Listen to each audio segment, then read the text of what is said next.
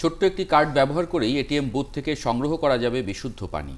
ঘরে বসে মোবাইলেই নিয়ন্ত্রণ করা যাবে গাড়ি পার্কিং, চুলার গ্যাস কিংবা সিসি ক্যামেরা।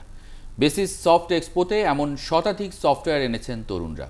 প্রযুক্তিবিদরা বলছেন, সঠিক বিপণন আর আকর্ষণীয় ট্রায়াল ভার্সন তৈরি করা গেলে দেশি সফটওয়্যারের বিশ্ব মাতাবে তারা। জানাচ্ছেন রাকিব হাসান। ভাবুন তো, প্রচণ্ড তৃষ্ণার্ত আপনি, পানি খাওয়া দরকার। চলে গেলেন এটিএম বুথে, মেশিনে কার্ড ঢোকাতেই ঝরল বিশুদ্ধ পানি। আপনি মিটিয়ে নিলেন তৃষ্ণা।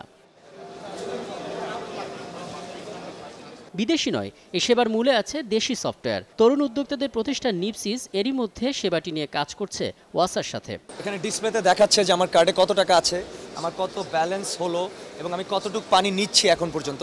সো এটা আমাকে দেখাবে এবং বাকি টাকাটা রয়ে যাবে। আমি যখন কার্ডটা সরা ফেলবো, পানিটা বন্ধ হয়ে যাবে। এখানে দেখেন পানিটা ইনস্ট্যান্ট বন্ধ হয়ে যাচ্ছে। দ্যাট মিনস পানির অপচয়টাও আমরা এখানে বন্ধ করতে পারি। বেসিস সফট এক্সপোতে অংশ নিয়েছে ওয়ার্ল্ড ইউনিভার্সিটির এই তরুণ শিক্ষার্থীরা।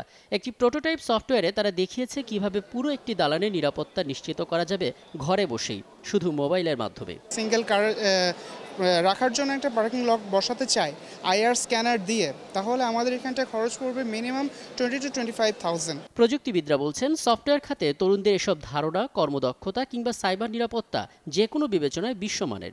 এখন প্রয়োজন কেবল বিশ্বজুড়ে প্রচারণা। আমি সাজেস্ট করি যে ভবিষ্যতে যারা সফটওয়্যার ইঞ্জিনিয়ার তারা ট্রায়াল ভার্সন দেখ। আরেকটা জিনিস আমি বলবো, সফটওয়্যার মার্কেট করতে হলে আমাদের ডিজিটাল মার্কেটিং প্ল্যাটফর্মকে ইউজ করতে হবে। সফটওয়্যার সংশ্লিষ্ট প্রতিষ্ঠান বেসিস বলছে, দেশের মোট 4,000 রকমের নাগরিক সেবাকে ডিজিটালাইজ করার উদ্যোগ নিয়েছে সরকার।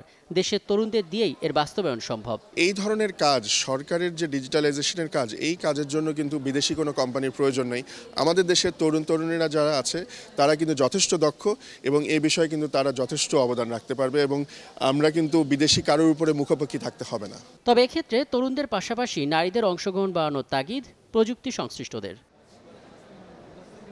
রাকিব হাসান, ৭১, ঢাকা।